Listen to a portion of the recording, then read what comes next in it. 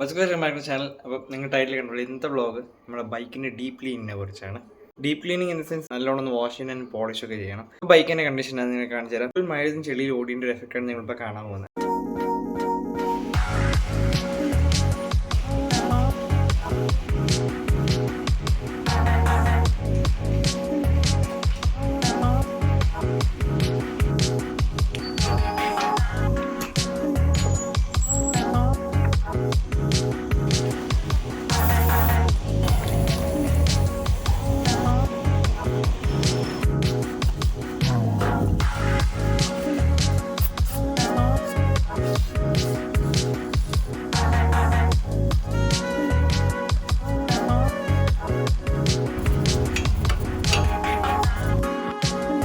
ഈ ഒരു chain cleaner ഞാൻ ചെയിൻ്റെ ബ്രഷ് ഇത് രണ്ടും ലുലുന്ന് മേടിച്ചാണ്. കണ്ടത്തുള്ള ആൾക്കാരാണ് നിങ്ങൾക്ക് ലുലു പോയി ഇതൊക്കെ വാങ്ങാനേ ഉള്ളൂ. ബൈക്ക് വാഷിങ്ങിൻ്റെ മുമ്പ് ഫസ്റ്റ് സ്റ്റെപ്പ് എന്ന് പറയുന്നത് അതിൻ്റെ ചെയിൻ ക്ലീനിങ് ആണ്. ഞാൻ അതാണ് ഫോളോ ഫസ്റ്റ് തിങ് ചെയ്യുന്നത് ചെയിൻ ക്ലീനിങ്.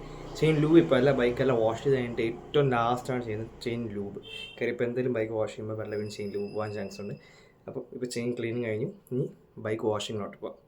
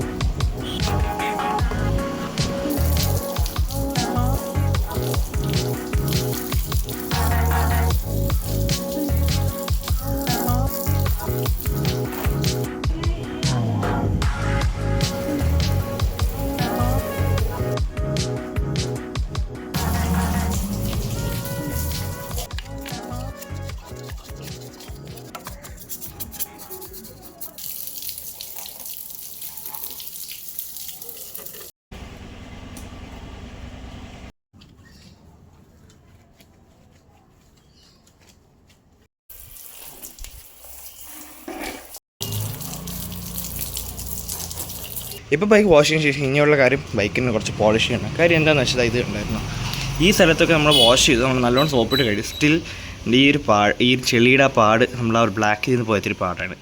അതുകൊണ്ട് നമുക്ക് ബൈക്കിൽ കുറച്ച് പോളിഷിങ് ആവശ്യമുണ്ട്. പാട് പോകുന്ന മാത്രമല്ല, ബൈക്ക് കുറച്ചും കൂടെ ഒന്ന് തിളങ്ങി നിൽക്കാൻ വേണ്ടിയിട്ടൊക്കെയാണ് ഞാൻ ചെയ്യുന്നത്. ഇന്നലെ ബൈക്ക് ഫുൾ വാഷ് ചെയ്തിട്ടു. അപ്പോൾ ഇന്ന് നമ്മുടെ പരിപാടി ബൈക്ക് ഫുള്ളൊന്ന് പോളിഷ് ചെയ്യുന്നത്. വേറെ കാര്യം എപ്പോഴും മൈൻഡ് ഓർത്തേക്കുന്നത് എന്താണെന്ന് വെച്ചാൽ എപ്പോഴും എല്ലാത്തിനും സെപ്പറേറ്റ് തുണി വയ്ക്കണം. ഇപ്പോൾ വാഷ് ചെയ്യുന്ന ക്ലോത്ത് ഉണ്ട്, പോളിഷ് ചെയ്യാനും ബോഡി പോളിഷ് ചെയ്യുന്ന ക്ലോത്ത് ഉണ്ട്, ഫൈബർ ഏരിയസ് പോളിഷ് ചെയ്യുന്ന ക്ലോത്ത് ഉണ്ട്, ടയർ പോളിഷ് ചെയ്യുന്ന ക്ലോത്ത് ഉണ്ട്, ഈ ചെളിയുള്ള ഭാഗത്ത് വാഷ് വേറൊരു ക്ലോത്ത്. എനിക്ക് ഈ ചെളിയുള്ള ഭാഗത്തൊക്കെ വാഷ് ചെയ്യുമ്പോൾ നല്ലോണം ഈ പൊടി പിടിക്കും. ആ പൊടി നമ്മൾ വീണ്ടും പെയിൻറ്റ് ഏരിയസ് ആകുമ്പോൾ സ്ക്രാച്ചസ് അല്ലെങ്കിൽ സ്റ്റോൺ മാർക്സ് വരാൻ ചാൻസ് കൂടുതലാണ്. പിന്നെ പോളിഷ് ചെയ്യുന്നതും ടയറിനടുക്കുള്ള തുണി വെച്ച് എന്തിനാ ബാക്കിയുള്ള സ്ഥലം പോളിഷ് ചെയ്യുന്നത്. അപ്പം അങ്ങനത്തെ കുറച്ചൊരു കാര്യങ്ങൾ അവോയ്ഡ് ചെയ്യാൻ വേണ്ടിയിട്ട് നമ്മൾ ചെയ്യാൻ പോകുന്നത് ഇതിൻ്റെ ആ ടാങ്ക് ഏരിയയൊക്കെ ഒന്ന് പോളിഷ് ചെയ്താണ്. അതായത് പെയിൻറ്റഡ് ഏരിയ ഒക്കെ ഗ്ലോസ് ഏരിയ ഒക്കെ പോളിഷ് ചെയ്യാൻ വേണ്ടി ഞാൻ യൂസ് ചെയ്യുന്നത് ഒരു സ്പ്രേ പോളിഷ് ഞാൻ യൂസ് ചെയ്യുന്നത്. ഇത് നമ്മൾ ടാങ്കിൻ്റെ ഈ ഒരു സർഫസ് ഏരിയ സ്പ്രേ ചെയ്തിട്ട് ജസ്റ്റ് ഒന്ന് വൈപ്പ് ചെയ്താൽ മതി. അത് ഭയങ്കര സോഫ്റ്റ് ആയിരിക്കും ആ ഒരു surface area. Already PPF full on വണ്ടി നല്ല ആ ഒരു ഏരിയ ഭയങ്കര സോഫ്റ്റ് ആൻഡ് ഷൈനിയാണ്. ജസ്റ്റ് ഒരു അഡീഷണൽ ഷൈനിങ്ങിന് വേണ്ടിയിട്ടാണിത്. ഓക്കെ,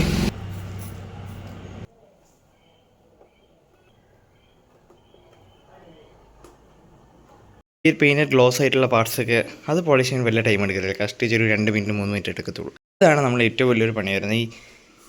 ഈ ബ്ലാക്ക് ഏരിയയൊക്കെ അതാണ് നേരത്തെ ചെളി കാണിച്ചാൽ എൻജിൻ ഏരിയ ആ ഒരു ഏരിയയൊക്കെ അതൊക്കെ പോളിഷ് ചെയ്യാൻ വേണ്ടിയിട്ട്.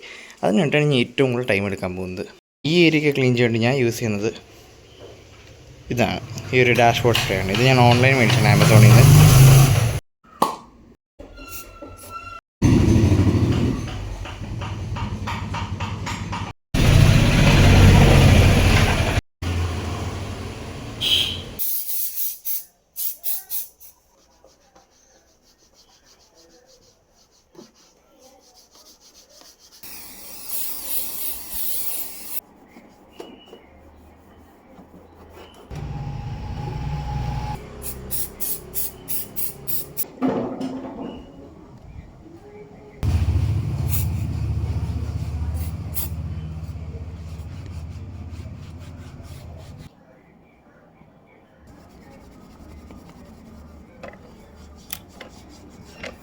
ബൈക്കിൻ്റെ ബാക്കി പോളിഷിംഗ് എല്ലാം കഴിഞ്ഞ് ഉള്ളതാണ് ടയർ പോളിഷ് ഇടാൻ.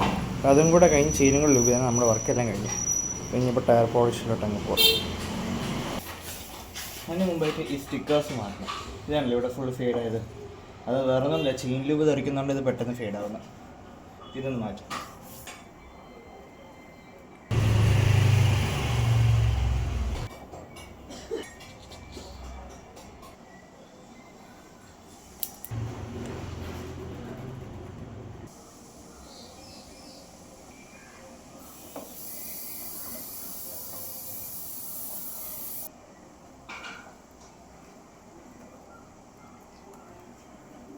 ബൈക്കിന് ബാക്കി വർക്കെല്ലാം ഇനി ലാസ്റ്റ് ഒരെണ്ണം കൂടെയുള്ള ചെയിൻ ലൂപ്പ് മാത്രമേ ഉള്ളൂ.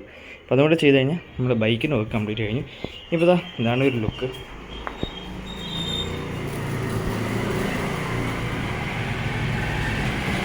നേരത്തെ എങ്ങനെ ചെളി പിടിച്ചിരുന്ന വണ്ടിയാണെന്നറിയുന്നത്.